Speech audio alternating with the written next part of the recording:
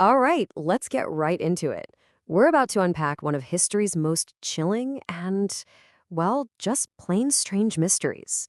This is one of those stories that really gets under your skin because it feels so real. We have their photos, their diaries, but the facts are so unbelievable, it feels like something straight out of the X-Files. It's a puzzle that has haunted people for over 60 years. So, picture this. The year is 1959. We're deep in the Soviet Union, on the cold, windswept slopes of a mountain in the Ural Range. The local Mansi people have a name for this place, Kholat Syakhl. And this is where the story gets its first layer of dread. Because Kholat Syakhl, in the local language, means dead mountain. Yeah, talk about foreshadowing. It's a place that was about to live up to its name in the most horrifying way possible. So let's start exactly where the original search party did. They finally find the group's abandoned campsite, and right away, they know something is terribly, terribly wrong. Okay, so what they found just makes no sense. The tent is half buried in snow, but it hasn't been unzipped. It's been violently sliced open from the inside. All their stuff, their warm clothes, their skis, their food, it's all just sitting there. And leading away from the tent are footprints showing people running off in just their socks or completely barefoot. What on earth could make you do that? And when I say it's cold, I mean it's brutally cold. We're talking negative 30 degrees Celsius. That's about negative 22 Fahrenheit. To run out into that kind of cold without proper gear is basically suicide. So whatever they were running from, they must have thought it was worse than freezing to death. So who were these people? Before we follow their tragic path into the snow, let's put some faces to this story, because it's important to remember these weren't amateurs. These were experienced, capable mountaineers.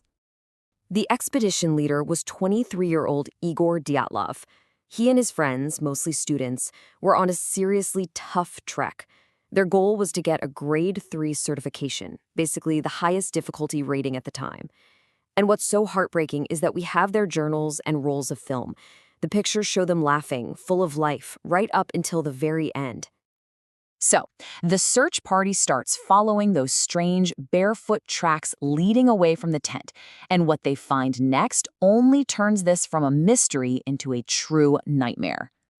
They didn't find them all together. The bodies were scattered across the landscape in 3 distinct groups, each location telling a different part of this terrifying story. The first group was near a big cedar tree. The second was found between that tree and the tent. And the last, well, they wouldn't find them for another 2 months, buried under 4 meters of snow in a ravine. The first 2 bodies they found were under that cedar tree, dressed only in their underwear. They'd managed to start a small fire, but here's where it gets weird. Branches high up on the tree, about 5 meters up, were snapped. It looked like someone had tried to climb it, either to get a better view of something or maybe to escape something on the ground. The next 3, including Dyatlov himself, were found frozen in postures that suggested they were desperately trying to crawl back to the safety of the tent. But it's the last group of hikers, the ones they found in the ravine, where this story goes from tragic to just impossible.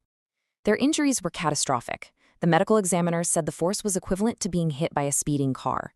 We're talking a crushed chest, a massive skull fracture. But, and this is the part that just doesn't compute, there were no external injuries. Not a bruise, not a scratch. How is that possible? It's as if they were crushed by some immense, invisible pressure. So let's just take a breath. You've got expert hikers who slash their way out of their tent to flee into deadly cold, and some of them have injuries that seem to defy the laws of physics. How do you even begin to explain any of this? And if you thought it couldn't get any stranger, hold on.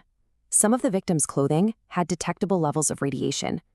There were eyewitness reports from miles away of strange, glowing orange spheres in the sky that very night. And to top it all off, the Soviet government swooped in, closed the investigation, classified the files, and sealed off the entire area for 3 years. Nothing suspicious about that, right? So, what's the official story? Well, years later, a reopened Russian investigation came to a conclusion: a slab avalanche. The theory is that a big, heavy sheet of snow slid down onto the tent while they were sleeping. This would have caused those severe internal injuries and triggered that desperate, panicked escape. And the avalanche theory does explain some things. It explains the rush to get out and those terrible crushing injuries. but it leaves so many gaping holes. Why wouldn't experienced hikers grab their boots? What about the radiation, the orange orbs in the sky? And why in the world would you climb a tree after an avalanche? It just doesn't quite fit. Of course, those holes have been filled with every theory imaginable. A secret military weapons test gone wrong? Some people suggest infrasound, a low-frequency noise from the wind that can cause intense, irrational panic. Others point to a known symptom of hypothermia called paradoxical undressing, where victims feel like they're burning up and start tearing off their clothes. So after all the evidence, all the debate, all the wild theories, where does that leave us? Well, funnily enough, it leaves us right back where the original investigators ended up in 1959. This was it, the official conclusion from the original Soviet investigation. The cause of death was a compelling natural force. I mean, what does that even mean? The wording is so incredibly vague, it's almost like they were admitting they had no clue, but that whatever it was powerful. So what really happened on Dead Mountain? Was it a tragic but ultimately explainable avalanche? Did these hikers stumble upon a dark government secret? Or was it something else entirely, a force we still don't understand? That question, that is what makes the Dyatlov Pass incident a true mystery that continues to haunt us to this day.